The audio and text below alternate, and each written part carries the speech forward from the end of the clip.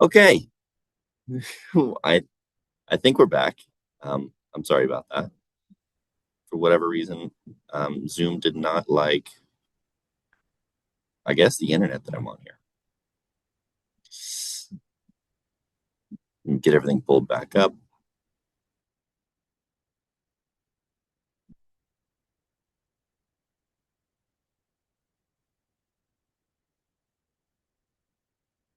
Okay, I think we're back, but I can't see any of you all. Can you see the presentation though? Yes. Okay. Since I can't see any of you, now you likely will have to just shout if you have a question. But I think that we can still make this work. We're going to go ahead and get rolling here. Thank you for showing up and for bearing with me. This is our SBIR 101 presented by New Mexico FAST. Of course, we are held under the Arrowhead Center, which many of you probably already know that. My name is John Waller. I'm a program manager there. And NMFAST is one of the programs that I run. And so while I'm here and before I start diving into SBIR and FAST and what all of that is, I want to put a quick plug in for New Mexico Small Business Assistance Program.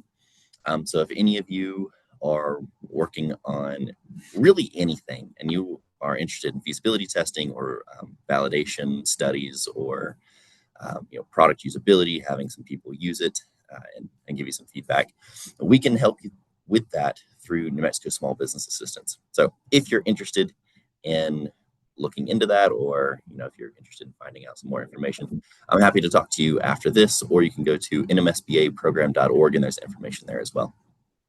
But just a quick plug for that, and we'll get into the presentation. So I think online you can see the presentation shared and you see it behind me if you can see me actually. Hopefully that's not too distracting. But in the presentation today, we're going to look at just what is SBIR. We got the SBIR opportunities up here. We're going to talk about grants versus contracts, stages of innovation, and then the very end, what many of you are probably interested in, is some of the changes of reauthorization. So I've got a slide on that. We could talk about it in a little bit more detail as we go. Some of you probably already know, but I'm going to break this down for you. SBIR is Small Business Innovation Research, and STTR is Small Business Technology Transfer. Now, these are programs that are set up by the federal government to meet R&D needs of the government. And as we all know, the government and really just large corporations in general, when you have that type of structure, you move pretty slowly.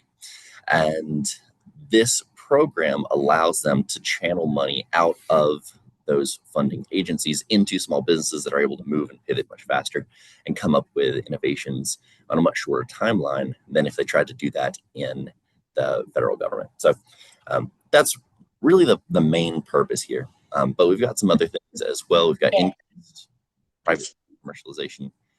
We've got stimulate technological innovation, foster and encourage participation in innovation and entrepreneurship. And then the last one here is really geared more toward STTR as opposed to SBIR, but it's foster technology transfer through cooperative R&D between small businesses and research institutions. The way that works is with an STTR, you are required to partner with a research institution. And the original intent was that you would be using technology that was created in the institution, bringing it out into your small business and then commercializing it from there. It doesn't have to work that way, but that was one of the main ideas when they set up that program.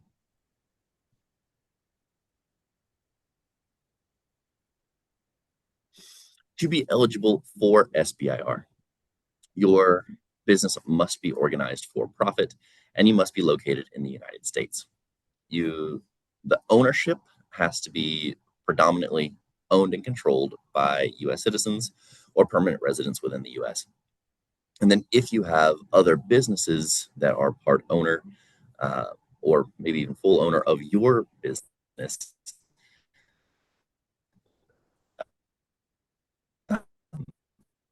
the owner states. To qualify as a small business, you have to have no more than 500 employees, which sounds pretty big to most businesses that I talk to. But don't let that number scare you. The majority of the awards go out to businesses that are 10 or less employees. So don't feel like you have to be anywhere near that 500 number. If it's you and a couple of business partners that are working on this, you're in the right spot. And of course, you have to have an R&D focus, and that R&D has to be created for the intent to commercialize. R&D simply for the sake of R&D does not qualify for SBIR funding. Both going. So why potentially would you be interested in SBIR? First, it's equity-free investment in your company. Meaning the government is not trying to take any part of it. They're giving you funding to do the work because they want the reward that comes later down the road with increased jobs, increased technology, increased economic status of the U.S. essentially. And so they're happy to put out, this seed fund to help small businesses get going. It allows you to demonstrate feasibility of your idea. So we'll talk about this in a little bit, but this is a phased program. Phase 1 of the SBIR or STTR. I'll just refer to those generally as SBIR as we go. But phase 1 is about feasibility testing. And so the idea is that they'll give you a little bit of money, somewhere in the ballpark of about $200,000, for you to test if your idea is worth pursuing. And so as you're applying, there has to be some level of concern actually going to start building a team and building a company around this idea. And so you don't have to have your team built as you are applying, but at the time of award, you then need to have everybody hired on. It can help to provide the due diligence and follow-on funding. It allows you to map your product and value proposition and your intended customer. So I mentioned that there is a commercialization aspect to this, and many of these agencies have a commercialization plan baked into the application process. You do have to have at least some concept of who you're selling to, who's using it, what problem you're solving, what the market looks like, those sorts of things. It reduces the need to self-fund. Of course, if you're getting equity-free investment from the government, that does help out quite a bit.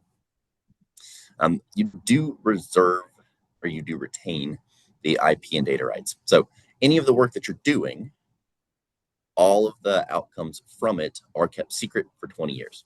That's the same time frame that you get with something like a patent, but you don't have the same flexibility as you have with a patent. So some people would say that this is actually better in the sense that it is kept secret, but you don't have the option to license, and you don't have the option to sell that intellectual property if it's simply kept a secret. So, the pros and cons to each, but you do have the right to just keep it hidden if you don't patent it, and if you just use this option. Oftentimes, they do want to see that you are interested in patenting, or at least have an idea for how you're going to keep it a secret while you still are making money. So again, there are two pieces to this. One of them being the commercialization. You do have to have a route for that commercial piece, with or without the patents. And then it does put you in a good position to be a sole source government contractor. So if you go through all of the red tape to actually get the award in the first place, now you don't have to compete if you are trying to sell to the government. You don't have to wait for them to open an award and for everybody to come in and bid and compete. You've already proven that you're worth investing in, and so you can find someone who's interested in purchasing it and then make that sell directly. Make sure these are, yep. Okay. So what then is the difference between SBIR and STTR? We talked about it a little bit previously, but SBIR supports R&D and finances innovative technologies. This is really meant for research and development that you are doing predominantly in-house in your business. And so there's $3.8 billion set aside annually for this program. It comes about when an agency has $100 million per year in extramural R&D budget, and then they are congressionally mandated to take 3.2% of that and put it into the SBIR program. STTR is sort of the big brother to that, right? And so, we call them sister programs. They really have a very similar track that they're trying to help with. But this comes about when the funding agency reaches $1 billion per year in that extramural R&D budget. So this is the bigger agencies, and they're required to put 0.45% of that extramural R&D budget toward STTR, which means it's about 518 million set aside per year for this program. We can see a couple more of the differences here. I'll try and just hit the highlights and not go over what we've talked about before. But SBIR allows you to partner. STTR requires you to partner. And specifically, you have to have a research institution partner. A research institution is defined as a nonprofit with a research focus. Typically, that's universities or our national laboratories. But there are others that fit into that classification. So just make sure that one, nonprofit, two, they have a research focus. The principal investigator in an SBIR must be hired predominantly by that organization that's applying, so by the small business. In an STTR, it could be that the principal investigator is hired on by the small business. They could also come from the research institution. In some cases, and it's pretty rare, you can have a co-PI scenario where you have a principal investigator from both that are working together. But in most cases, that's rare. It's not allowed. If you are in a situation where you want two PIs, you definitely to make sure that you're talking to the point of contact, to the program manager, who is going to be funding the STTR, and make sure that that's okay. Work requirements, you may outsource up to 33% in phase one for SBIR. Like I said, that you can outsource, but you're not required to. In an STTR, you must outsource 30% of the work to that research institution. 40% of the work must be done by the small business, meaning there's 30% left over. It can go either way. You can outsource to another person, so it'd be a third person involved. You could give more to the research institution. You could take more for the small business, whatever you need to do. Intellectual property agreements are not required in an SBIR. Again, the assumption is that the majority, if not all, of the work is going to be done in-house by your team. And so there's not necessarily a risk of anybody else trying to take that IP from you. But if you're working with a research institution through an STTR specifically, you do have to have those IP documents in place just to protect the small business, make sure that you're not working with a university or a national lab that's trying to suck up that intellectual property and claim it for their own. In the SBIR, there are 11 agencies that participate. STTR is only the 6th largest of those 11. So the ones that participate in STTR also have SBIR, but the ones that participate in SBIR are not guaranteed to have STTR. We talked about the size there. Here's just a visual representation of the work requirements. So in SBIR, the 67%, has to be done in-house. That 33% is optional to be outsourced. So it can be up to 33%, but it doesn't have to be any at all. In the STTR, you do have that 30% that's required to go to the research institution, 40% for the small business, that 30% can go either way. Oh, I'm sorry. So here's that visual representation. And then here's where we are now. Thank you. Here are all of the participating agencies. You'll see under the Department of Commerce, there's NIST and NOAA. So they actually will act independently from one another. So when you apply, you're not applying to the Department of Commerce, you're actually applying to NIST or you're applying to NOAA. Sort of in opposition to that, you see under the Department of Health and Human Services, or HHS, underneath them, we have NIH, CDC, and FDA. Those all operate under Health and Human Services. So if you're interested in applying to any of those, you're applying under Health and Human Services, which is actually run out of NIH. So as we move forward, if you see me say NIH or if you see HHS on the slides, it's the same thing. And so as you're applying, you're going to the NIH website to do it.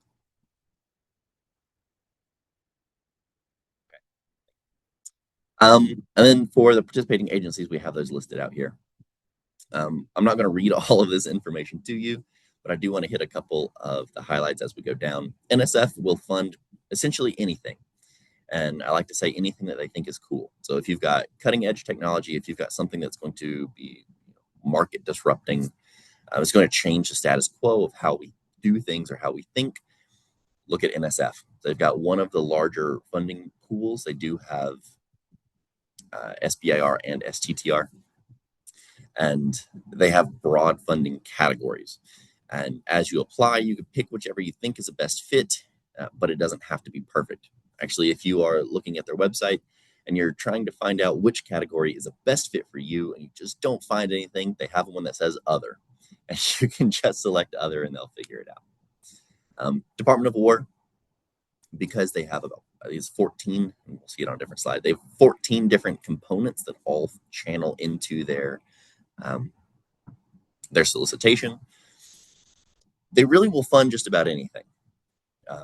Now, they are different from NSF in the fact that they generally have very specific topics and they are showing you a problem that they have. They're looking for a solution to their problems as opposed to NSF, which just says, bring us whatever your idea is and we'll look at it. Department of War will fund almost anything, but it's when they need it, right? There is a bigger push this year with a new reauthorization to have what they call open topics more frequently. So you can bring them an idea where you see a problem that they have and you can bring them the solution for it, as opposed to waiting for them to tell you what the problem is before you propose that solution. NASA will fund anything that supports life in space. So if we need it here on Earth, if you can make it applicable in space, they're interested. It's not all about rockets. Again, HHS and NIH, we see those paired together here. Anything that's health related, they're interested. DOE, all things energy. Recently, so actually this year, they're trying to make it easier to apply. And so they're changing their entire application process. So you only apply once, and that's one application. If you get into a phase one, then it's at the completion of a phase one, they'll evaluate and they will suggest you for a phase two, as opposed to having to reapply. Most of these agencies, you apply to the phase one. Toward the end of the phase one, you have to submit a new application to get into phase two. Department of Energy is trying to streamline that process. They've also relaxed. They previously have had very strict topic areas, even though they're a granting agency, typically a little bit more lenient based on that funding avenue. But they're trying to relax it so that more people can apply. Department of Education is coming back this year. We haven't seen them previously for like the last 2 years, I think. They've kind of been suppressed, we'll say. Department of Homeland Security, they are a little bit pickier, so it might be harder to find their solicitation. Generally, they say they like to reach out and find you. So just keep that in mind if you're interested in working with Homeland Security. We'll come down here, EPA. Of course, all things environment, but if you're interested in EPA, also I'd recommend looking at USDA and NOAA. USDA and NOAA are a little bit bigger than EPA and they have some overlapping topics.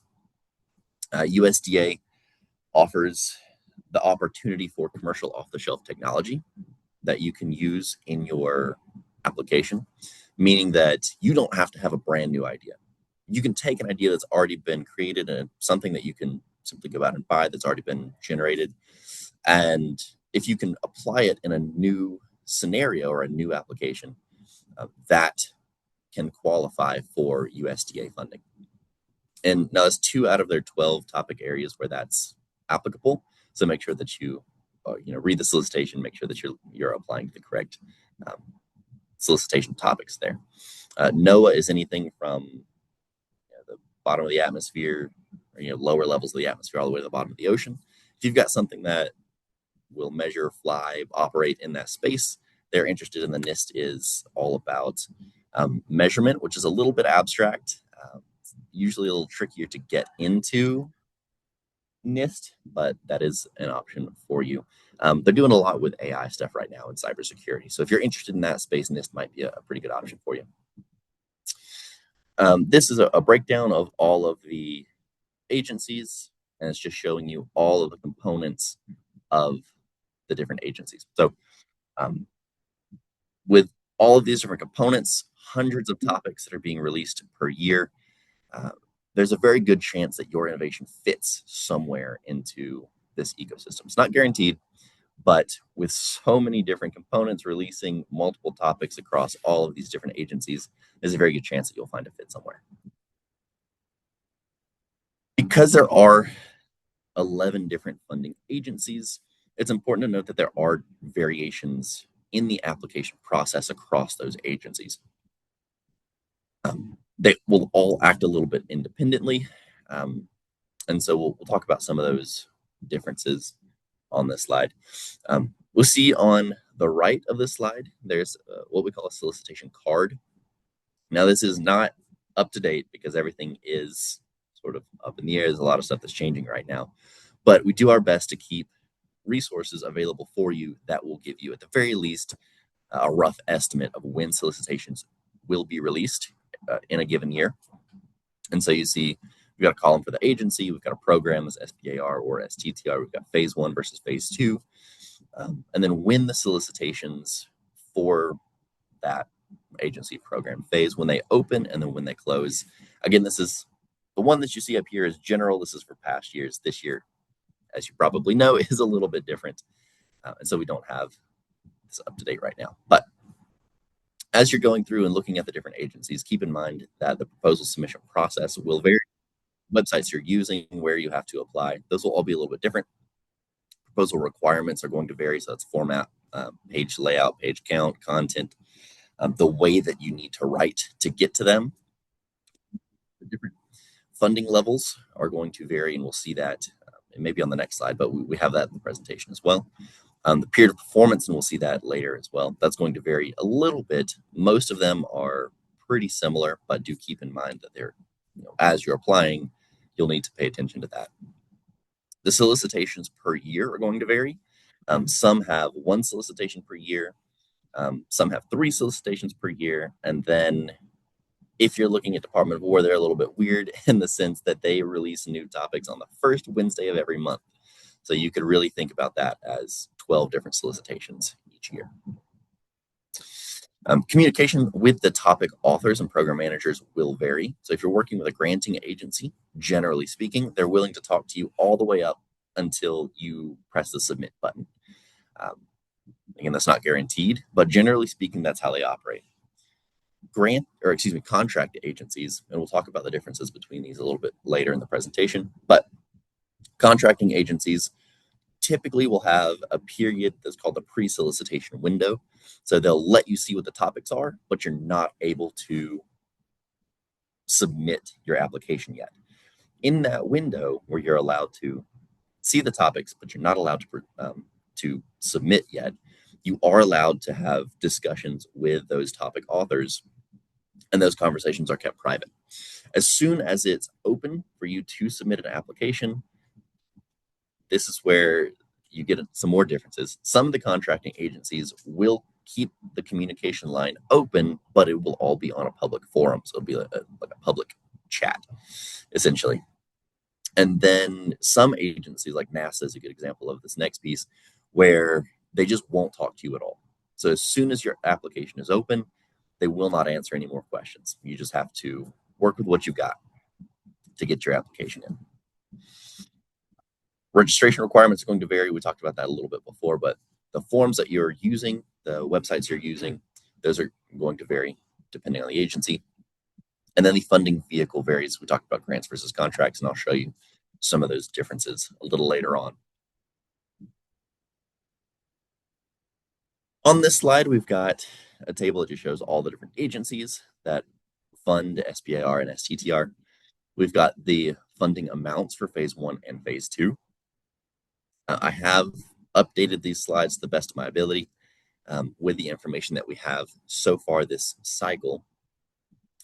Phase 1, peer to performance, phase 2, peer to performance, In the phase 1, you do see some variability, anything between 3 months and 12 months, which is a huge gap.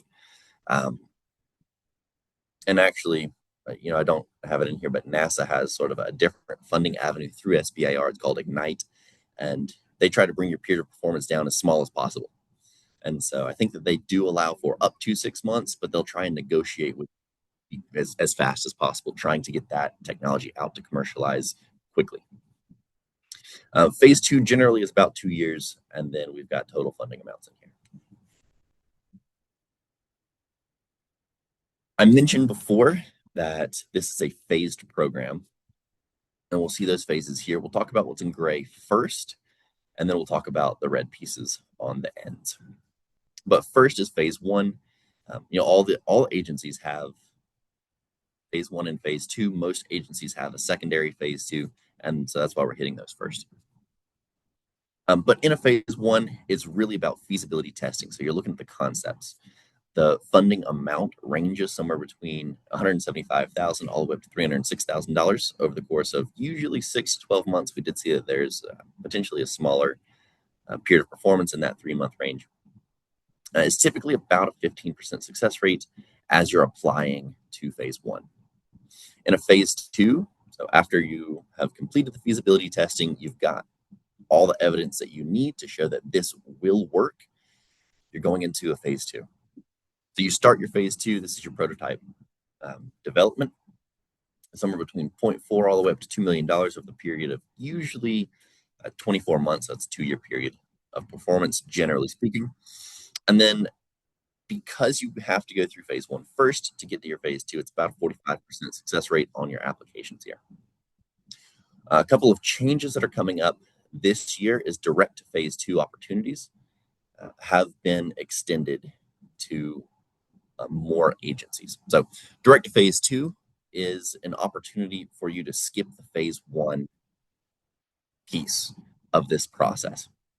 If you, through your business, have gotten funding elsewhere and you don't really need to do the feasibility testing, you really are beyond that. If you're looking at TRL, and we'll talk about that in just a little bit, but if you are 6, 7, 8, somewhere in that area, you can skip phase 1 potentially and go directly into a phase 2. Previously, Department of War, Department of Education, and NIH were the only agencies that allowed you to do this, and it's only on certain topic areas. Now, this year, they've expanded that to Department of Energy and NASA as well. And so if you have technology that fits within any of these agencies, and you have a topic that allows you to do it, you can skip over the phase 1 and go direct to phase 2. Most agencies, not all, but most agencies do have the opportunity for a second phase 2. They have different names for it. It's phase 2A, B, follow-on funding. Sometimes they just call it a second phase 2. But some of those come with different stipulations. So some of them will just give you the funding outright. Some of them require matching funds. Just keep in mind that there is some variation there if you are in need of a little extra funding and your agency will give it to you through this opportunity.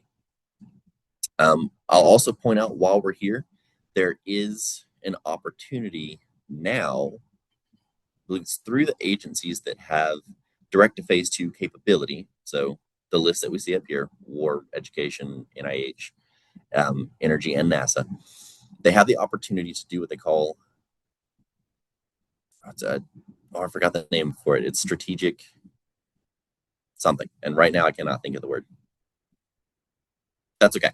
But they have a new opportunity that came out with this new reauthorization where if you are applying for a second phase 2, so you've already completed one successful phase 2, if you're applying for a second phase 2, they can give you an award up to $30 million, which is huge.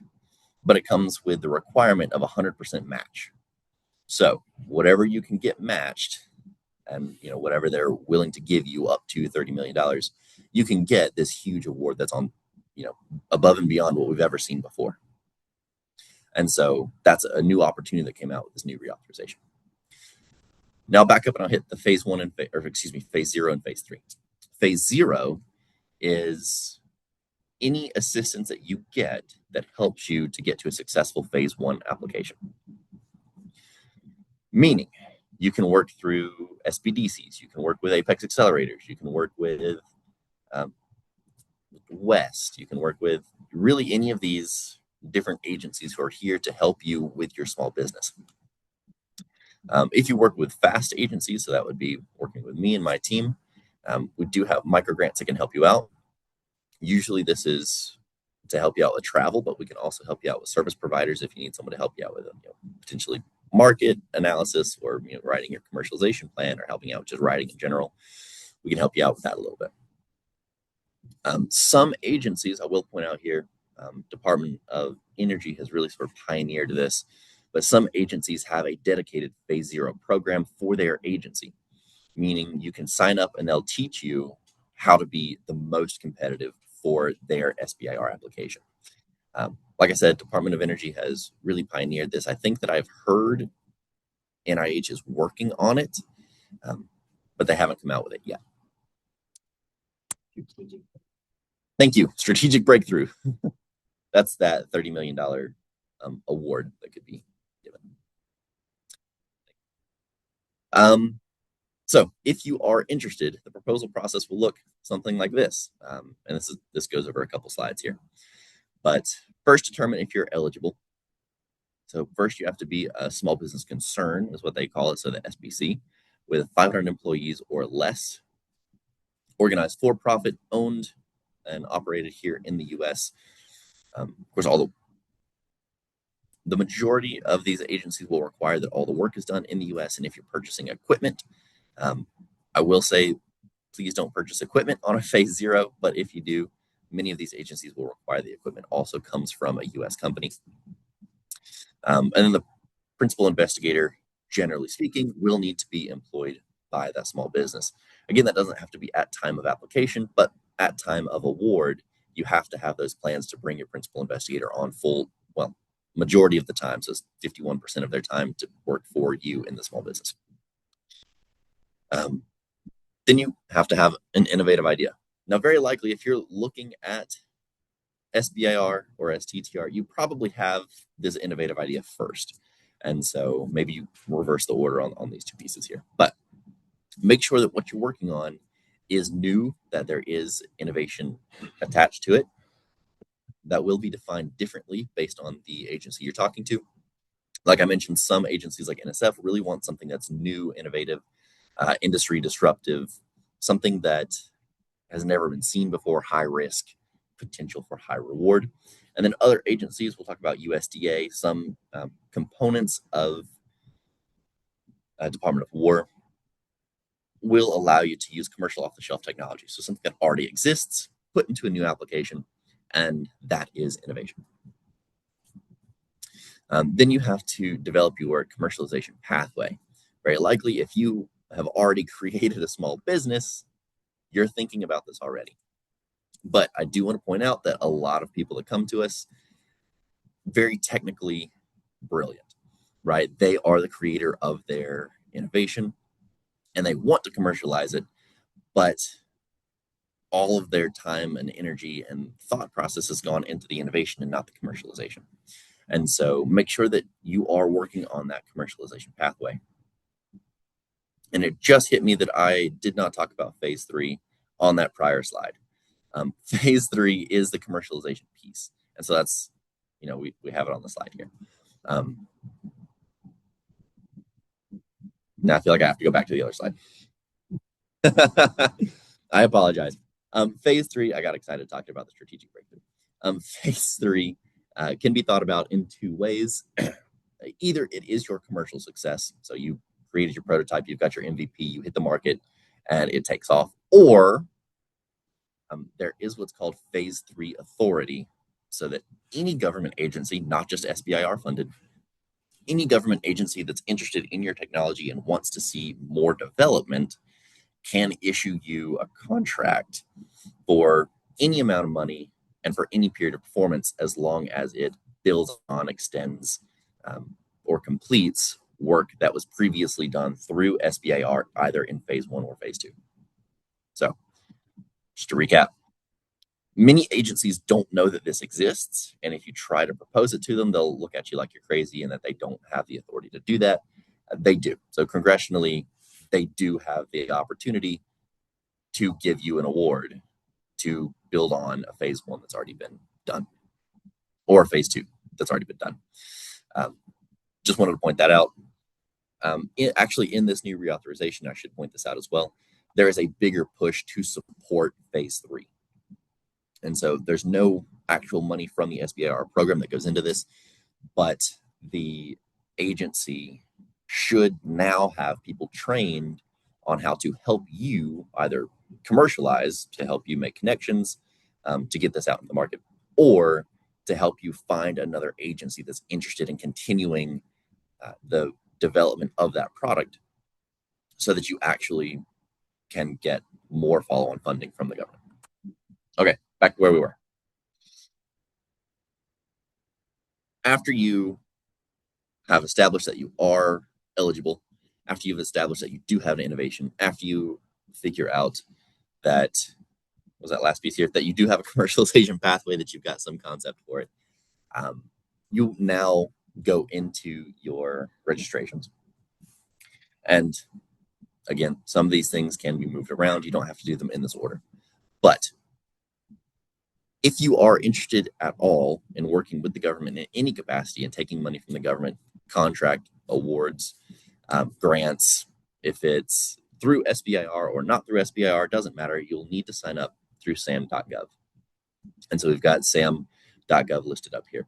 Through SAM, you'll get a UEI, that's a unique entity identifier, and that number will be important as you're doing all of your other applications to tie everything in, to make sure that it's, you're identifying yourself as the same business across all these applications. You'll need an SBA company registration, so you do that through SBIR.gov. And then there will be agency-specific registrations as well. Many of them will have you apply for grants.gov, and then several of them are using ERA Commons. Actually, we have I believe, slides on all of the different ones here in just a little bit. But you'll see when we get there that there are several different websites that all of these different agencies are using to work you through their application process. You'll need to determine topic fit, and please talk to the agency. Now, I can help you out with the topic fit piece, and we can talk about your innovation, which agency is most likely to have a topic that fits for you, and I will go through and read those topics with you to help you find what makes most sense, or I'll coach you through how to find it. Whichever works for you and your business needs the best. So we're happy to provide that service for you, help you out, and try to find that best fit for you. But all of that does not add up to the value that you get from actually having a conversation with that agency. So please, whichever agency it is that you are interested in, please reach out if you have the opportunity to. Try and have a conversation with the topic author, with a program manager, with some point of contact, so that you can gauge first their interest, see if they, one, have a topic that fits, or a better scenario is if you have a topic that you think fits, and you can have a conversation with them about it, see if your innovation fits their concept for what that topic is reaching out for. And you can get a lot of information that way. And if they have a positive response, very likely you should apply. If they have a negative response, or maybe they're not very excited about it, that may not be a good fit for you. Maybe try somewhere else.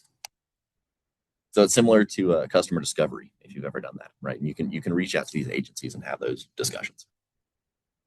In the proposal package, I've mentioned before, every agency will have some differences, but these are the pieces that will almost always be there. There's going to be a technical proposal, so you have to explain what it is that you're doing. There's going to be the resumes. Some agencies call it bio sketch, but this is information about your key personnel, so the people that are integral to the work. There's going to be information about the facilities. There's going to be budget justification, and then there will always be some other documentation that these agencies are requiring. Now, the forms that you have to fill out in this other documents piece might vary between the agencies. but there's going to always be some supplemental stuff that has to be done. Please, in this process of getting your proposal ready, get a third-party reviewer. I'm happy to do it. You can send it to me. I'll read it for you. I may not have the technical background that fits exactly what you're doing, but I can read it, make sure that it flows well, make sure that it's something that the agency is interested in. Whoever you get to review it, again, make sure it's a third party so they're not part of your team. And I always like to tell our clients, make sure that you get someone that's a little bit rude. You don't want a yes man to be reading your proposal. You want somebody that will find the holes, that's going to write in the margins, that's going to tell you everything that's wrong with it so that you can fix it before it goes to reviewers. Reviewers through the agency, that is. Because as soon as you submit it and as soon as the reviewers from the agency start looking at it, I guarantee they're going to be way meaner than anybody that you know that you're acquainted with that's going to be reading it. And they will find all the holes and they will find every reason not to send you to not to suggest you for an award because of how many applications are coming through. So any reason you give them to not fund you, they're going to find it. Not to say that they're all out here to get you and they're all against you, but there are just so many applications that come in. They're only, by comparison to all of the applications coming in, right? Only 15% of them will make it. And so they have to dwindle that number down somehow. Then submit. Make sure that you do this early, at least a day before. We like to say multiple days before if possible, but I know that these application windows aren't very big. And so maybe that's not the easiest thing in the world to do. But please get it in at least a day before. We have heard several horror stories from our clients that either there were so many people submitting their application on the day that it was due that the website crashed. You don't get extra time for that, right? The website crashes and you don't get your application in, that's it, you're done. We've heard this too, if you are working in a team and you've delegated out parts of the application to different members of your team, and then you come together day of to put all of the different pieces together, and you realize that someone on your team hasn't completed their writing piece. Maybe they fell behind, maybe they forgot about it, maybe they thought they did it, but they haven't actually completed it, and now they don't have time to finish writing, and they're done, right? That's it. They can't get in their application. And so we've heard both of those, and you really want to avoid that at all costs. So please submit early, and then wait. So there is a mandate from Congress that you will have to hear back if you are not awarded within, I believe it's 90 days. So you've got, 3 months that hopefully you should hear back something if you don't get the award. If you are, or if they're doing a more review, there is a possibility that you'll hear back later. So somewhere between 3 and 6 months, hopefully you'll hear back. Of course, this last cycle or toward the end of last year, we've had a lot of people that were stuck in limbo. And so they just never heard back. So if you're one of those, and if you're here listening to this presentation, many of the people that have not heard back were stuck in a pool that was, we want to review this more and we might want to fund it, but we just can't right now. And so several of the agencies have mentioned that they are planning to continue the review process if you happen to be stuck in limbo from the last year, that they are continuing that review process, and there's a chance that you will hear back. Don't count on that, and there's a very good chance that, and I've heard several of my clients say this year, that they've continued moving, so they're not stuck at the same feasibility question that they were previously. So I would go ahead and encourage you to write a new application for your new feasibility problem. Let's talk about grants versus contracts. While I'm here, I've thrown a lot of information at you. I'll give you a couple moments here. Do you have any questions, either in person or online? And again, I can't see you online, so if you have a hand up, you can just go ahead and unmute, let me know.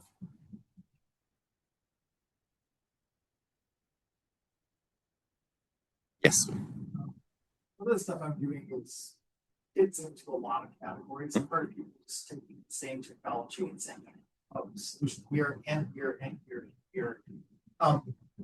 Do they know if you're like spraying, praying? Do they like that? You got to be primarily employed by one. Can you take two at the same time? Or do you just apply for many and then pick your favorite two or one? Great question. So I'll repeat that for everyone online. The question was, and correct me if I'm wrong here. Can a small business apply for multiple awards all at the same time? And how many can you accept? Is it only one, or can you accept multiple? So great question. A small business can apply to as many as you want, right? Now, if you are producing just garbage applications, very quickly they'll realize that you're producing garbage applications and they don't trust you, and then you probably won't get funded. But I mean, if you've got strong applications for it, if you've got real scenarios in which that agency is willing to fund you, you are absolutely allowed to apply to really as many as you want. There will be some limits put on that, in that there will be caps per agency. Some agencies already have this, but they'll all be mandated to have it starting next year.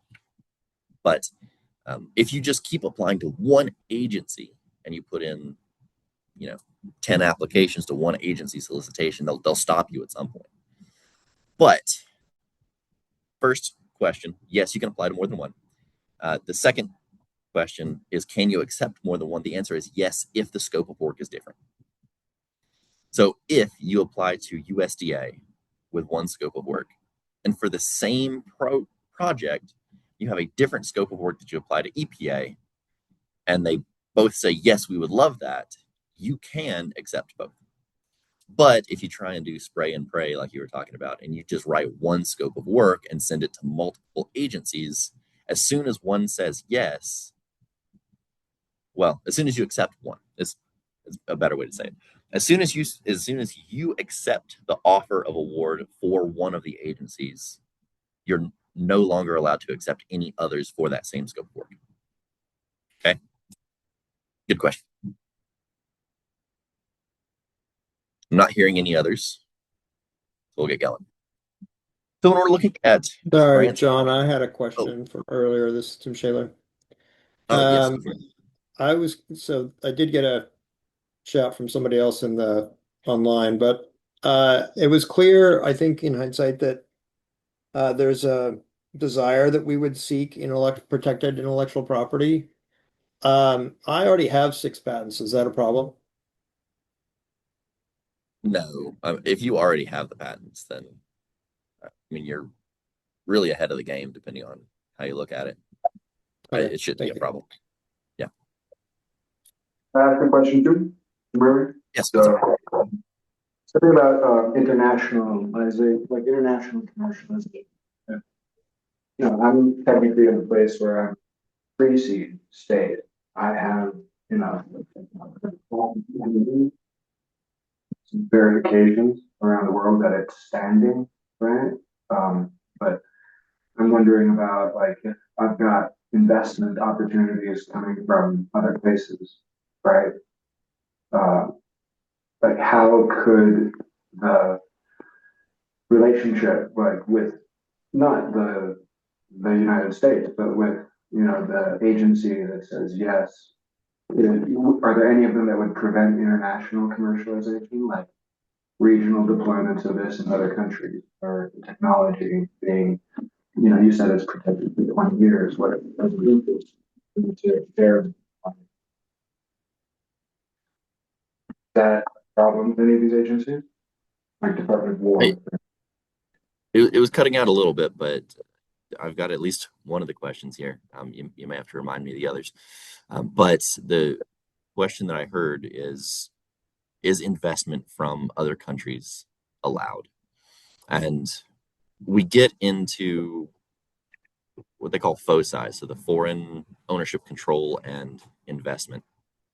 And so that does become a problem, especially when you are accepting funding from the federal government. You understand? Thank you. I'm sorry, say it again. You understood what I said. That's essentially the problem or the point. Yeah. Okay. Perfect. Not the problem. It's just a question, right?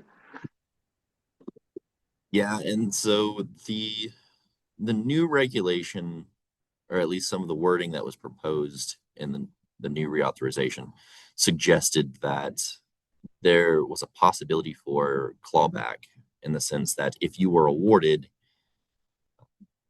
now, and then 10 years down the road, you took investment from an outside country that was on a list that you're not allowed to take funding from, then you would have to repay the SBIR funding. Now, I don't believe that wording actually made it through, but that just goes to show you that there is a huge concern with foreign involvement in your small business. Now, the countries that are actually listed as a concern, right now, Russia, China, Iran, countries like that, foreign adversaries, those are the countries that they definitely don't want touching anything that, the U.S. is going to fund. So it really depends largely on. I'm sorry, say it again. Thank you. I just appreciate the answer.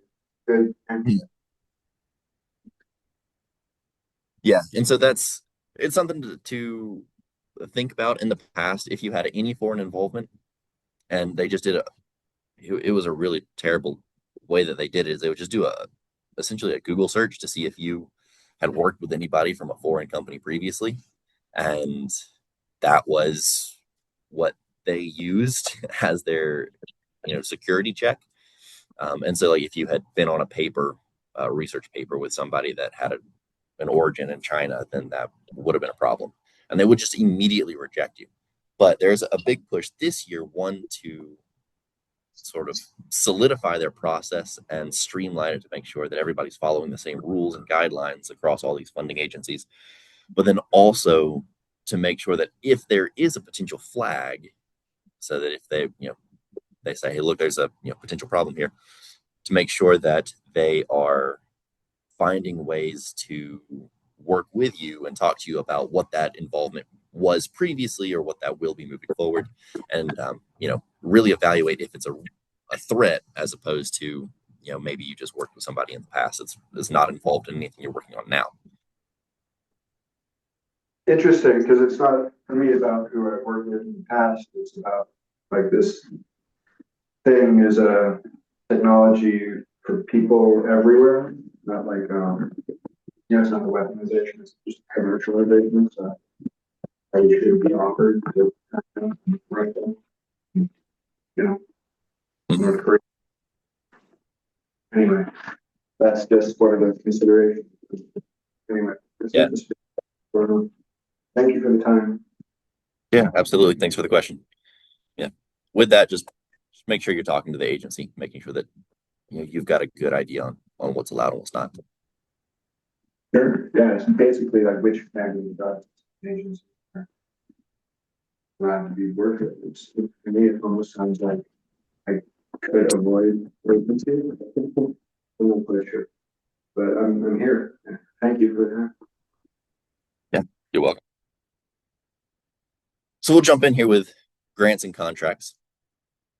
Grants, broadly speaking, are going to be much more flexible. So there's usually a focus on exploratory research and development, where you're trying to come up with, the NSF goal of something that's new, that's never been done before, that's industry disruptive, right? That's generally the concept of grant. They're generally more flexible. So if things don't go the way that you expected, if you need to pivot, again, generally not a problem. Just reach out to the program manager, whoever your point of contact is, and ensure that they know that there's going to be some sort of change. And then the focus usually is more on scientific and technical merit and less on immediate commercialization. Contracts are going to be different in the sense that there's a need that has been identified and they're looking for a solution. So agencies that propose contracts instead of grants generally are going to be much more specific with the deliverables and milestones, and they're going to hold you to that. So whatever you put into your application, in your deliverables, and in the timeline that you propose, they're going to hold you to it, make sure that you're doing it. The scope of work is generally going to be aligned with the agency's immediate needs. Like I said, they have a problem, looking for a solution. They're hoping that you can provide that solution for them. And then the focus is more on meeting the agency objectives. So you have to commercialize quickly in that sense. So you have to be ready to provide the solution that you've created for the agency. For Department of War is a good example here. If they say that they need a new radio and you create a new radio, you need to be able to provide the however many hundreds or thousands of radios that they are requesting very quickly. You do have some funding to help you out and bridge that gap to build up your some manufacturing capacity. And that can come as a sort of a secondary phase 2 option. But there is a huge focus on that commercialization piece. Some more of the differences here. We talked about them. Grants are less specific than contracts. They're more flexible than contracts. The principal investigator has some more freedom with the scope of work as opposed to in a contract where scope is fairly inflexible. More flexibility with the use of funds, and contracts payments are based on the deliverables and milestones. You've got some more requirements in the reporting there. In a grant, it requires your best effort in research. So again, things can go wrong, and that's sort of expected. In a contract, you have to get those deliverables and milestones that you promised. We talked about the differences here in the communication piece. So grants will allow you to ask questions all the way up until you hit submit on the application. Contracts really only have a pre-solicitation window where you're allowed to ask those questions, at least in private. Some contracting agencies will allow you to ask questions on a public forum, and some contracting agencies just will not let you ask any questions as soon as the application process is opened up. In a grant, the applicant defines the scope of work. In a contract, the government works with you to define what that scope is going to look like. How do you know if you're a good fit for a grant? So if in your business you've got early stage technology, and I've mentioned TRLs, I do have a slide on it later, but if you're on a lower end of that TRL scale, so from around 2, 3, 4, a grant might be a better option for you because there's a higher chance of things not working out the way that you expected. So if you are early stage, consider a grant. That doesn't mean that contracts aren't available to you. There are agencies within the Department of War, such as like DARPA. DARPA is sort of the Department of War's answer to NSF, and that they'll fund just about anything that I think is cool and industry disruptive. They won't purchase it from you, which is a key difference if you're looking at Department of War. But DARPA will fund that new, sort of industry disruptive, the brand new market that you're creating. They'll fund that technology and then help you find a fit within the other components of the Department of War. If you are interested in some broad research goals, grants could be a better fit for you. As long as your research goals align with the general mission of the funding agency, there's a pretty good chance that you can get a grant for that.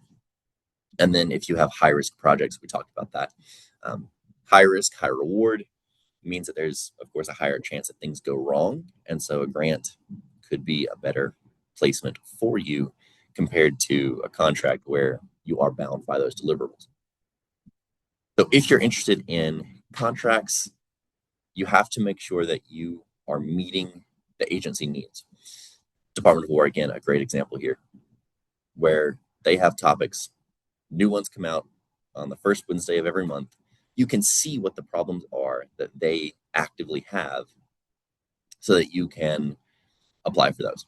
If you have an innovation that directly answers the problem that they have proposed, that's your best fit, right? That's the best case scenario. If you happen to be in a later stage of development, so if you're thinking 5, 6, 7-ish on that TRL scale, and again, I'll bring up TRLs in just a little bit here, but just a little bit farther along in your development, you can consider contracts potentially as a better option for you because there's less risk in your innovation. If you know that you can hit those specific deliverables that are required in the contract, this is going to be a good fit for you and you're a stronger competitor here than potentially you are with grants. Grants generally have more applications coming in, so lower success rates just because they are a little bit more flexible. There's, they allow for more risk, things like that. So within the agency, if you know that you can fix the problem they've got, please apply, essentially is what we're saying here. And then strategic alignment. So if your startup strategic goals align closely with the mission and objectives of the contracting agency, there's a very good fit for you here in contracts. Not that grants wouldn't fit for you, but contracts would be more open to you. Yes, question. Say your innovation is, you're more at a grant stage, but you can say these are the contracts that will be able to fill at the end of pursuing this research. Does that make a stronger argument? Is there like a natural progression from grant to contract?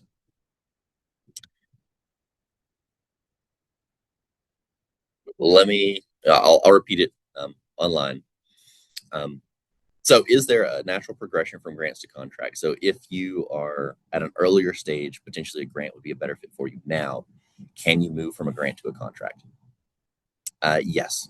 So the way that this works is whichever agency funds you for a phase 1 does not have to be the same agency that funds you for a phase 2. And so if you start working with a granting agency and you decide that you are a really good fit for a contracting agency, you're absolutely welcome to jump over to a contracting agency and apply for their phase 2 program. Same thing goes SBIR and STTR. If you start with SBIR and you decide later STTR is better, you can go from phase 1 SBIR to phase 2 STTR, or vice versa. The only caveat or the only exception to that rule is NSF. So if you start out potentially with USDA, just as an example here. So if you start out with USDA and you try to move into NSF for a phase 2, they won't accept it. If you do NSF phase 1, you can get into an NSF phase 2. But if you start out anywhere else, you're not allowed to transition into NSF phase 2. Does that make sense? Right. Okay. So up here, we've got the different agencies and which ones have grants, which ones have contracts. HHS or NIH is a little bit different in that they are the only group that does both. There is technically a third funding opportunity. It's called a cooperative agreement. And so I've heard NIH talk about it, and I've heard NIST talk about cooperative agreements. They're really like grants with a little bit more oversight. And so we don't talk about them very much, but if you are interested in applying and you see that come up instead of here's a grant, right? Or if they try to offer you a cooperative agreement, just know that still fits within SBIR and STTR, and it's just a little bit more oversight on their part. They just want to be a little more involved, potentially offering you more resources through labs that they have and things like that. So same slide that we've seen previously, but broken down where the bold lines are contracting agencies. Those that are not in bold are your granting agencies, and then HHS, you'll see up there is a little bit different. It's italicized. It does both grants and contracts. So just to give you a quick example of the different funding opportunities and peers of performance across grants versus contracting agencies. So we've got stages of innovation. This is where we'll talk about TRLs. Before I jump into this, do we have any questions? John, I had a question about the slide that you just repeated. Can you go back to it? Right here? Yeah, thank you. The phase 2, does that mean it's getting funded over a period of 2 years? It takes 2 years to hear back. What does that mean? So the period of performance. So you get funding, and so the work is expected to happen over 2 years. Thank you.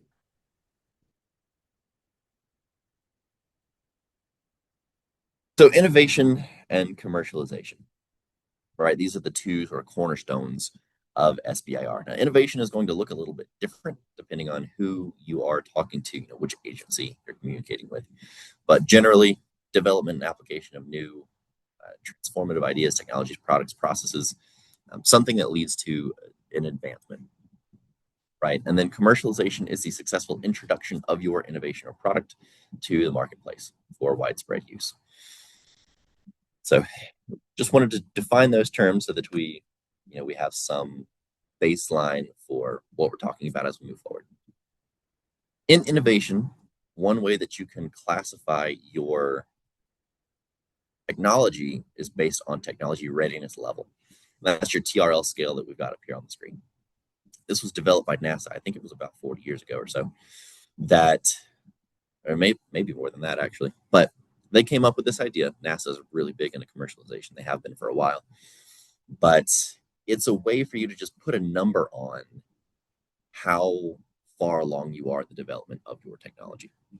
So if you look at this, we sort of classify research as 1 through 3. That's ideation all the way up to proof of concept experiments. Development 4 through 6. Deployment is 7 through 9. And so what we've talked about before is if you are in that sort of 2, 3, 4 area, sort of in there, grants might be a better fit for you.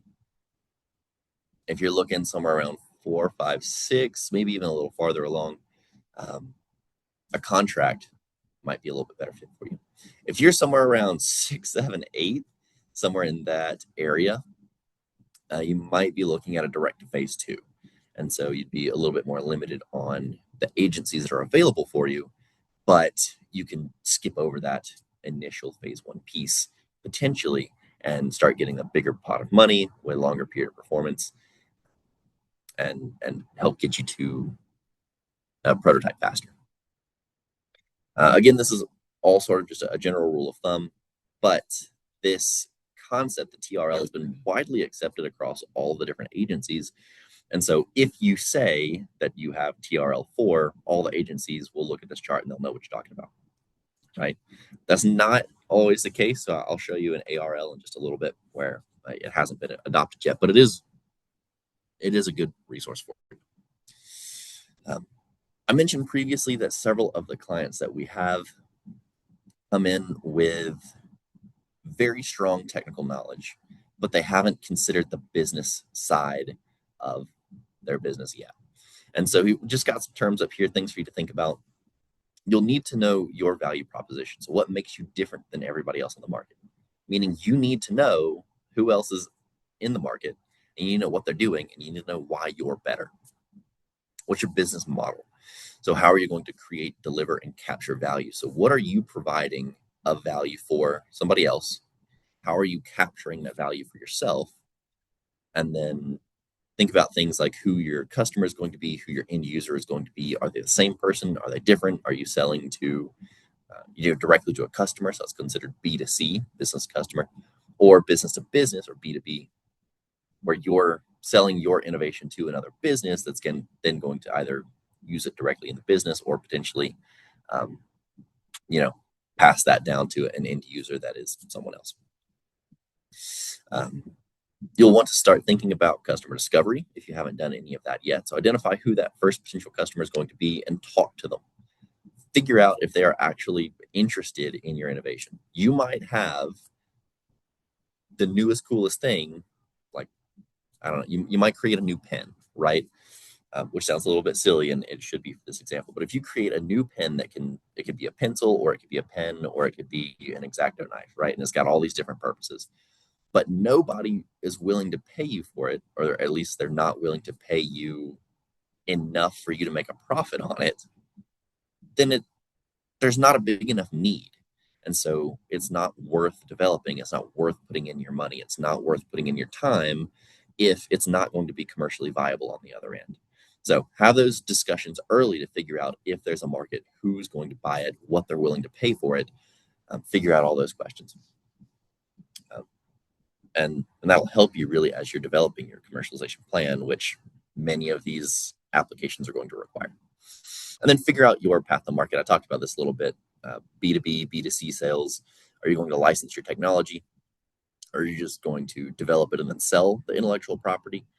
Form strategic partnerships. What is it that you're going to do to get into the market and capture some market share? As you are thinking about your commercialization plan, I want to also introduce you to the idea of the adoption readiness level. So this was created just a few years ago by the Department of Energy. It hasn't been widely adopted across the different agencies, but I do still like to show it just so that you have some matrix to visually show or to represent, how likely it is for you to be able to enter the market and actually capture some market share. And so you see, we've got technology readiness level on one axis. So we got the y-axis with technology readiness level. So you still have to use what we've talked about previously, that widely accepted piece, to figure out where you are on the scale. And then the adoption readiness level is a 14 component. It really is an equation. And so there's a form that you fill out. It's got 14 different components to figure out, how many competitors do you have? What are the regulations that are involved? How far along are you? How big is your company? Things like that, which then helps you to figure out the market readiness to adopt your technology. And so when you plot the two, as you see on this matrix here, you can see roughly how likely it is for you to be successful in the market. Now, again, this is sort of a rule of thumb, a guide to just give you an idea. So don't use this as an end-all be-all concept, but it's something to help you out a little bit. Just once again, this has not been widely adopted. So if you go into writing your application, you start talking about an adoption readiness level, many of the agencies you're talking to won't know what you're talking about. But if you're working with the Department of Energy, they should know what you're talking about. They built the scale. So, any questions about commercialization and innovation? Yes. Startups I represent, the technology is further along in Europe. The TRL level there would be pretty high. Okay. In the US, it's not common and not been actively deployed. How would you encourage us to think about it? Is it global or is it US specific in terms of TRL level? Great question. So the question was, as you're thinking about TRL and the technology is potentially being used in multiple countries, is there a way to differentiate TRL in other countries as opposed to the US, right? Or in our application, are we saying this is where it is in the US, or are we saying this is where it is global? Oh, okay, and then some additional info here. So as you're writing the application, do you specify a difference? One of the quotes that I got from this year's business Seed Fund Week, America Seed Fund Week, if you were part of that, it was last week. One of the things that I think it was the NIH representative said was, one person's TRL 7 might be another person's TRL 5. And so I think that in regards to SBIR, as you are writing it, what I've seen and what makes the most sense is if you're starting at a phase 1 application, do you have a feasibility question that you can ask? Do you have some technical challenge that you're still facing? And if you are, and every business is, then you can write a phase 1, right? And you can say that you have a lower TRL than maybe your innovation overall. Your innovation overall might be higher, but when you think about this specific use case, your TRL drops. And so you can apply with that lower TRL. Does that make sense? Okay. Does that answer the question too? Okay, good. So some changes and some of probably what many of you are here for. And I've really only put it on this one slide. I tried to cram it all in here. Changes that have come up this year with the new reauthorization. First, security. And we talked about this a little bit before with a previous question. But there is a stronger focus on that foreign ownership control and investment piece, so that FOSI. They really are digging in more to any potential foreign involvement that you have in your business.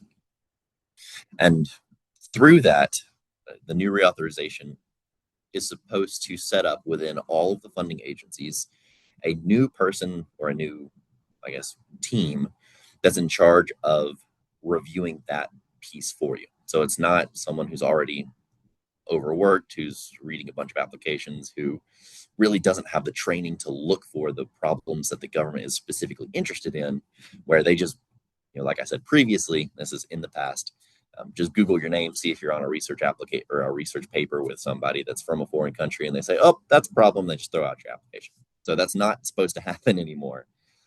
With this new team that knows what they're looking for, that is looking for actual control and involvement, as opposed to just, have you been on a phone call with somebody from China before?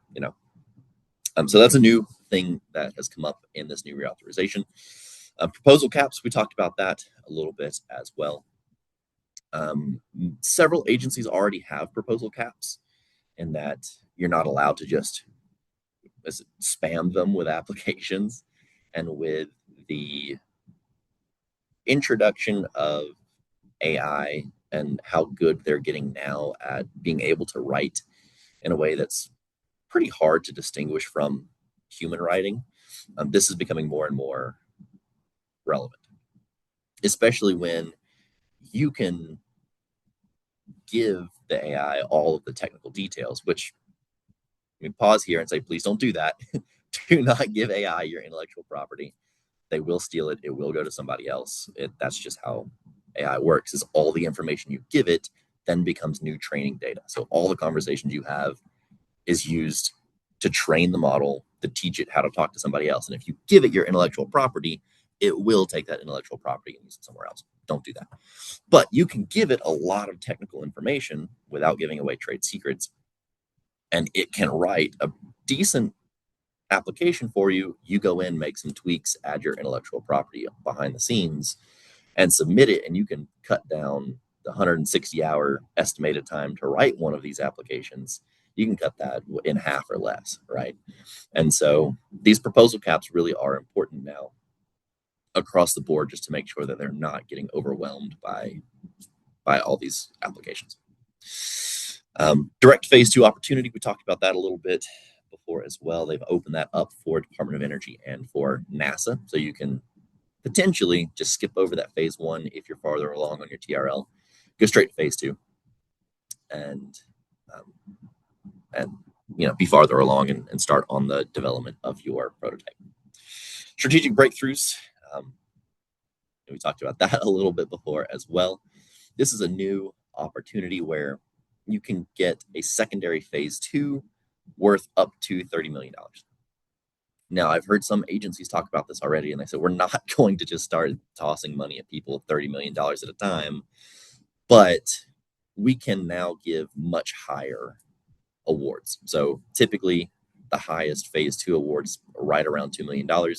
And so now they can exceed that up to 30 million. So, you might see $5 million awards or $10 million awards, things like that, being more common in a secondary phase 2 through the strategic breakthrough opportunity. Phase 3s, again, we mentioned this a little bit previously as well. So there is going to be more support from all of these agencies. We'll really see this pick up next year, but it's put in place this year to support next year's phase 3s. But more support from your funding agency to help you find commercial applications, to help you make connections, to potentially help you talk to other agencies that would be interested in giving you phase 3s through that phase 3 authority that the government has. And then finally, TABA. So if you're familiar with SBIR and STTR, you've probably seen TABA, or Technical and Business Assistance is what that stands for. They have now expanded TABA first to be across all agencies. Previously, it was up to the discretion of the agency if they were going to give you this funding, and now all agencies have to do it. The piece that is up to discretion of the agency is it in addition to the award, or is it pulled out of the award? So as a low number here, but $100,000, assuming you have $100,000 as your award, the technical and business assistance in a phase 1 is up to $6,500. So some agencies will allow you to request $6,500 in addition to that $100,000 ceiling. And some of them will say, well, you're allowed to use technical and business assistance, but you have to deduct that from your 100,000 ceiling. So make sure you're reading the solicitation so that you understand which type of agency you're working with, assuming you are requesting TABA, which I would encourage you to request the TABA funding. They have also expanded TABA to support cybersecurity improvements and for security screenings through that FOSI piece. So the foreign ownership, control, and investment is now something that you can use TABA funding to pay for, to do those checks, in addition to what it was already available for, right? And so previously it was available for intellectual property. So if you wanted to pay for, an attorney to help you out with IP for patents, things like that, for, helping you with commercialization through market research or through customer discovery or through many of those things that you wouldn't technically be able to pay for through the direct funding of the SBIR. You can use TABA to help you out. Generally, again, this is more on the commercial side. But those are the changes that have come up this year. Any questions on that before we talk about what I can do to help you as you apply? Is there any expenses that you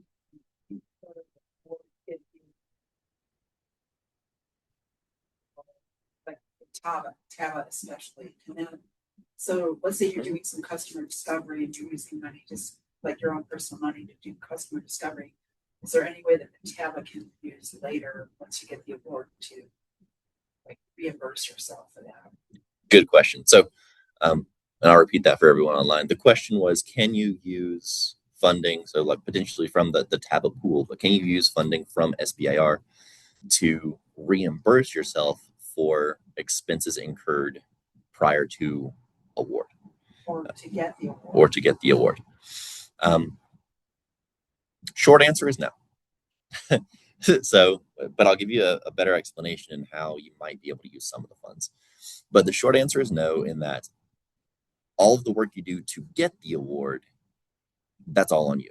And then the award funds things that come after.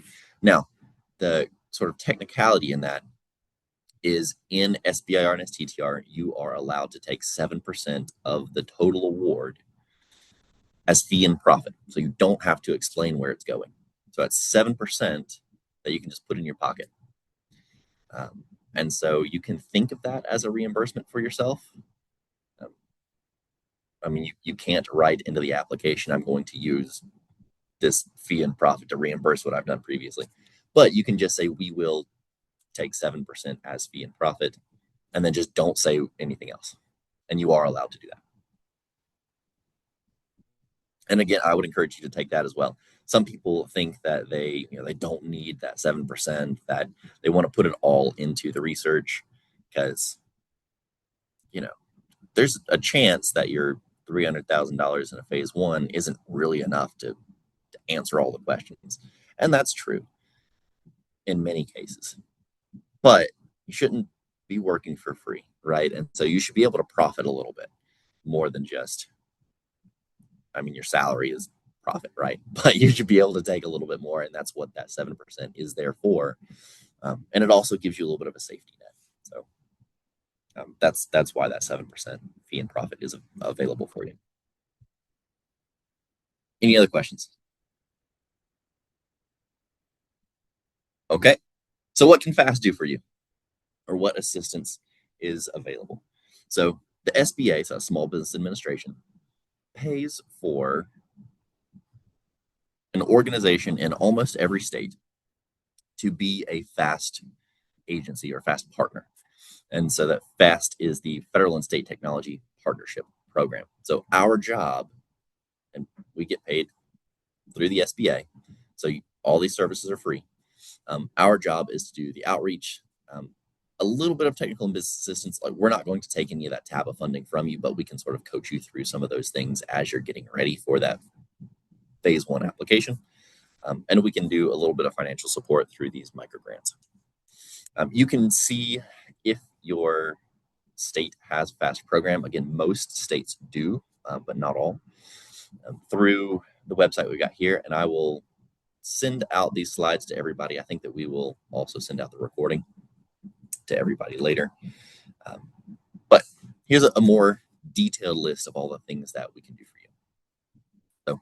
So we're happy to help you out with free proposal development assistance. I'm happy to, of course, coach you through it. I'm happy to read your application and give you some pointers. I can't write anything for you, but I can put notes in the margin to say, maybe clean this up, or maybe this doesn't quite make sense, or I can be that mean reviewer for you before that application goes in. Make sure, well, we tailor all of our services to each of our clients. So I'm happy to have one-on-one meetings, and you're welcome to email me or request a meeting, and we can get that on the books. Really to talk to you on a one-on-one sort of more private setting, so you're not talking about your innovation and your trade secrets in front of everybody, but we can talk about best fit for you. Is SBIR right for you? Which topics would you look for? And really coach you through that process. We do offer those micro grants that can be up to $2,000. We generally don't offer a full $2,000, so keep that in mind. We have free workshops like we're in right now. We've got another one, I believe it's coming up next week, that's going to be about taxes and intellectual property and a whole bunch of stuff. But we've got one of our serial entrepreneurs that we partner with who's going to come and present about that. So keep an eye out if you are on our newsletter, or if you're looking at our websites, to to go and sign up for that if you are interested. We've got, of course, tools and resources that are available for you. You can get to them on this website. I'm happy to just send them to you, whatever it is that you need that makes sense. We've got a lot of documents, so please don't ask me to send you everything, but I can at least send you the website here for you to go and take a look at. We do send out that newsletter that I had mentioned. If you're interested in that, let me know. We've got video series on YouTube. We do record almost all of our Zoom webinars, but they don't all get posted as publicly available. So if you're interested, please let us know. We've got a backlog of a bunch of videos that just aren't public, but we can send you the link to. We do multi-week accelerators. We've got one that's going right now. That's an SBIR 101. We've got another one of those planned for later in the year. And then we have 3 that are even longer than just SBIR 101s that really dive into specific topics. So we've got multi-week accelerators about commercialization. We're working on one that's going to be aerospace focused. So Air Force and Space Force, if you're interested in those, that could be a good fit for you. And then we're also doing Department of Energy. So if you're interested in any of those, we've got multi-week sessions coming up where the goal is to help you through the writing process each week, just a little bit, so that by the end, you should have a full application, hopefully ready to go so that you can apply with it. Best case scenario, in an open window so that you can just roll immediately into the application process. But because this year there are a lot of dates and deadlines that are up in the air, we'll coach you through the process. And if we make it into a window, perfect. If not, you'll have it ready for the next cycle. We do an annual SBIR STTR summit. The past 2 years, we haven't had that available, but this year we will have one. I believe it's coming up either in September or December. We'll have one big in-person event. We'll try and bring in some agency representatives if we can, and then several different programs under the Arrowhead umbrella should be there to talk to them, to see what other resources are available.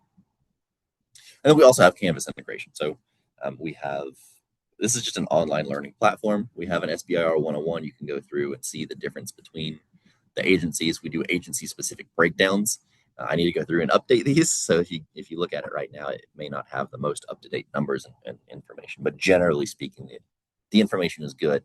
It might be a little bit outdated. I need to fix that. That's on the ever-growing list. But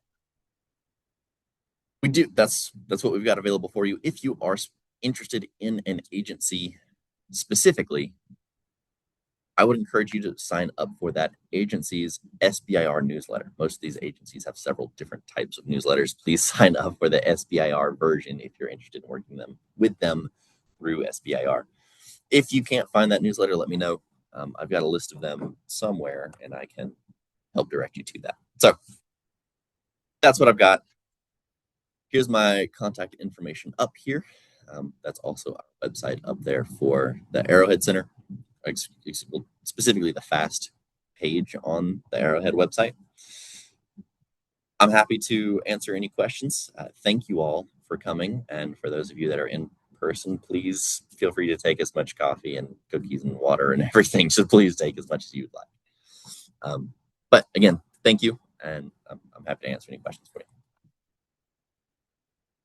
you. Can I ask one? Yes, you pull up my Zoom here. Yes, okay. How can I help you? I'm Layla.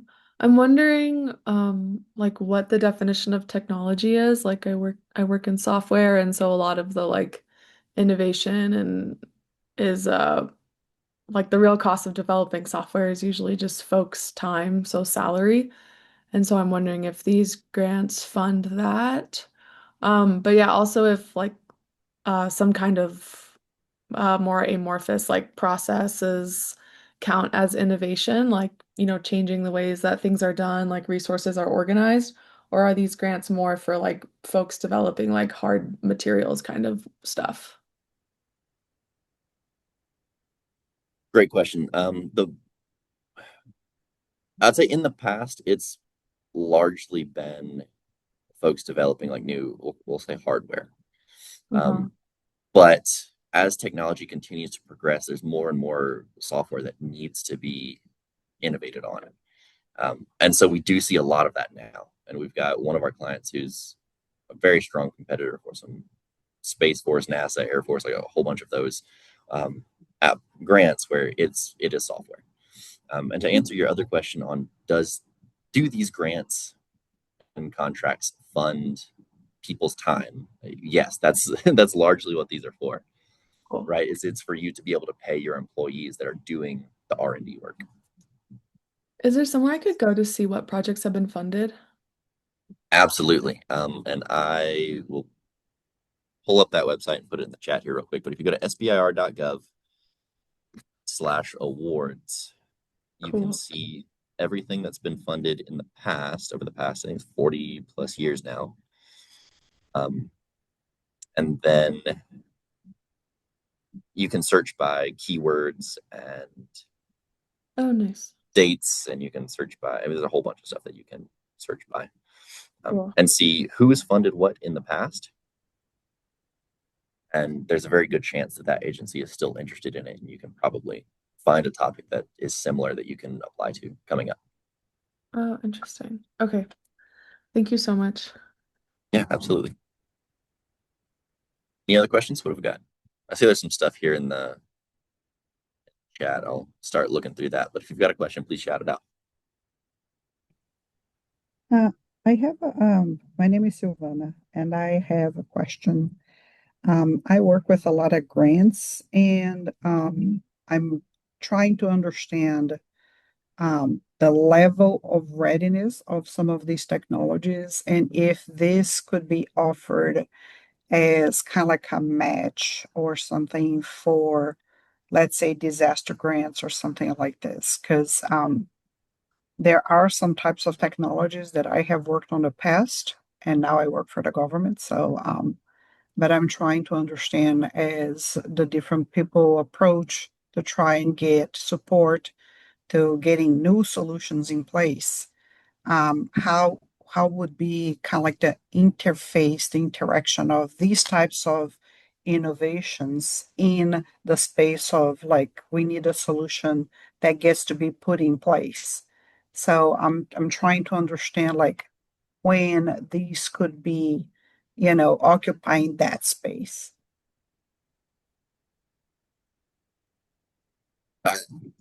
There's a lot in that, and I know.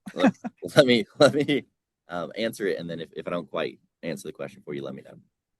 So the first, it's important to note that across the government as a whole, if it's the same scope of work, you cannot accept multiple funds. So if you're looking at this as a matching fund opportunity for another grant or another contract, Again, you have to make sure the scope of work is different. So that's an effort to reduce fraud across the federal government.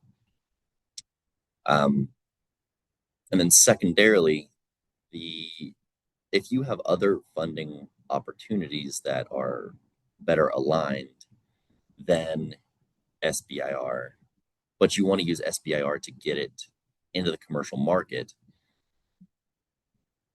I think that there definitely is still a place for that. So if you have an innovation that is, I think you said disaster relief, is that what you had mentioned? Yeah, it could be like warning systems, could be anything related to disasters. If you don't mind, I can share a little something. It was like I started looking at some low cost technology exactly for, this kind of monitoring system. And then I was asked, is your technology ready? We actually do have funds that could be applied for this for the communities, but it wasn't ready. So I still see that some of these things are still kind of like not completely meshed for us to be able to kind of like say, oh, we can, get your technology. I think it will be probably like on the steer side, right? The technology transfer side, more than on the SBIR side.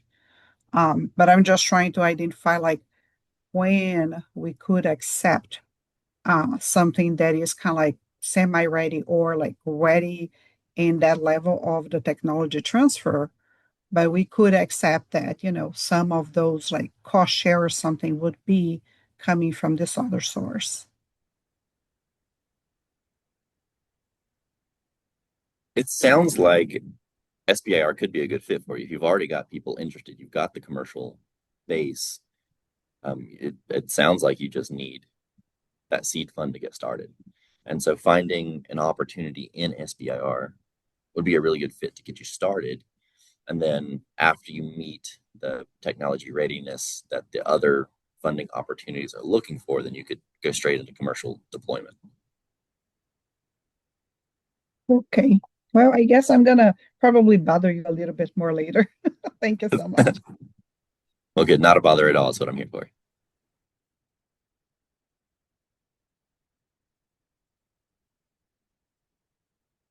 This question, yes, I will be able to send the slides out later.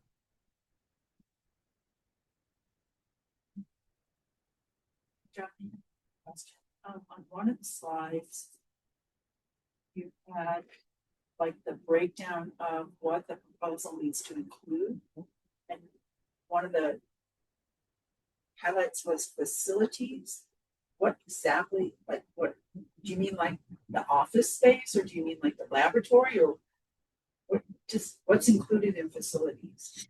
Great question. So the question is, what is included in facilities when you're writing the application? What counts and what doesn't, I think is what we're getting at here. So what they don't want to see is working out of your garage. Now, many innovations start out working in the garage, and that is absolutely okay. The problem, I think they've run into this in the past, and I've heard some stories about this, is where an applicant early on in like early SBIR, they would apply. There wasn't a whole lot of competition. They would get the funding. They'd be working out of the garage, and they would just pay off their mortgage with SBIR funds because those were their facilities. And I think they're trying to cut down on that. So if you are awarded, they want to see that you have some type of commercial space at least available to you. If you, of course, need to do any experiments that are requiring, complicated equipment, things like that, are you in partnership with a research facility that has that? Do you have that yourself in a research facility that you own? Are you using like a co-working space as an office building? That works. And you can, generally speaking, if you're interested in a co-working space, like there are several here in town. I mean, there's Fat Pipe across the street. I don't know if you can work here as a co-working space in Lobo Rainforest, but I know that there's Q Station as an opportunity here in Albuquerque. If you're in Las Cruces, I mean, you can come down and work at Arrowhead. We've got that as an opportunity for you. You can rent space there. And you can usually set up an agreement where it's contingent upon award. right? And so whatever the amount is that you would be charged in rent, that wouldn't start until you get the award and the funds start coming. So they just want to make sure that it's not someone trying to scam the system and they're just sitting at home and they're like, oh, thanks for all this extra money, and then they just never really perform, right? What other questions do we have?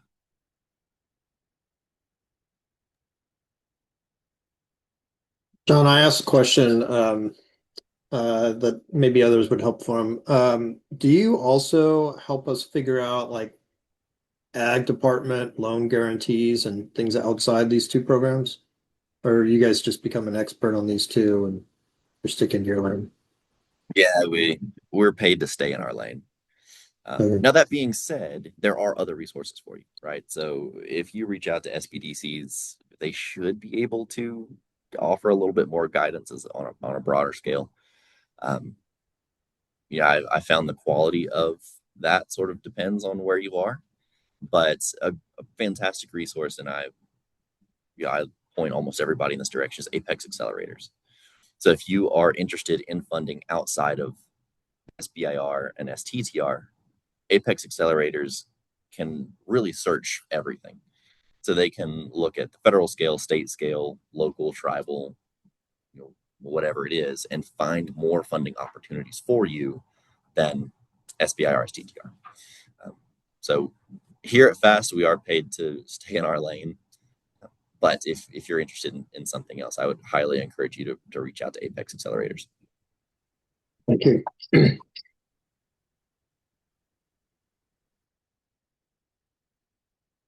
What else?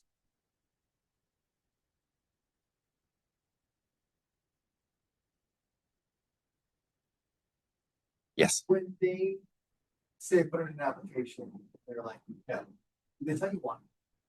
Or do you just like get like a general no, so that you can correct it and then they apply, or you just kind of like convenient number? Great question. So the question is, if you are rejected for whatever reason, do they tell you the reason, or are you just stuck guessing? And the answer is yes. So some agencies will give you a reason. Most of them, okay, let me back up. All agencies will give you a reason, but the difference is, do they freely give it to you, or do you have to ask? And so that's where the differences between the agencies comes in. And so some agencies will help you out in this process. And so NSF and now Department of Energy in their new version of the SBIR, they accept a project pitch first, meaning there's a very short, it's usually 4 sections that equates to about 4 pages of writing, which is much smaller than a full application. And you submit that, and they will either invite you to send in a full application, or they'll say, no, this doesn't really fit what we're looking for. And here's the reason why. So they will give you the reason why. And that saves you from spending all that time and 160 hours potentially of writing for a full application just to get told no. Usually they will give you that reason up front as to why it was rejected. The most common reason that I see with NSF is it's not innovative enough. It's not enough risk. And so if you are used to talking to investors, now I'm just kind of going on a side piece here. If you're used to talking to investors and you try to de-risk the language as much as possible, that's not going to work with NSF, generally speaking. So if you make it appear to an investor that this is a simple problem that is just going to take a little bit of money and a little bit of time, and we'll get through it, and we'll have a new thing on the other side that has, X, Y, Z, like ROI, right? NSF doesn't want to see that. They want to see, this is brand new. We don't know if it's going to work. There's going to be a lot of challenges here. In a phase 1, these are the specific challenges that we're going to address, and that'll give us a green light to go forward or not. That's how you pose it to NSF. So just little tidbit there, so you know. But yes, they will tell you, and you can absolutely take that information and change your application or reapply somewhere else. You keep talking about specifying, communicating with the agency. Right. Do they just respond to you guys? Like they do. Like really? Okay. At least they should. Yeah. Actually, that kind of came up in America Seed Fund Week last week. The agencies were like, look, I know it's just a general email. It's just SBIR at NSF, whatever. We do watch it. Please don't be scared to send it here. We do have a team of people that look at it. So they're supposed to, and they claim that they do. I have not reached out specifically through that mechanism. I usually just go to the conferences and shake hands at the conferences and ask my questions there. But both are valid avenues for you. And if you have specific questions about a specific topic that you see in a solicitation that's already been released, generally they have a contact person with a specific email for that person that you can reach out to.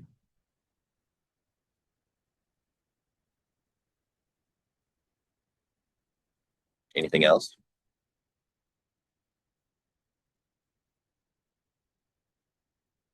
Not hearing any, I will give you the last 6 minutes of this presentation back. Please enjoy the rest of your day. If you have any questions, reach out to me. It's jcwaller@nmsu.edu. You can reach out to Carlos or Alejandro as well. If you're more familiar with them, they'll get you in contact with me. But thank you all for coming. Thank you.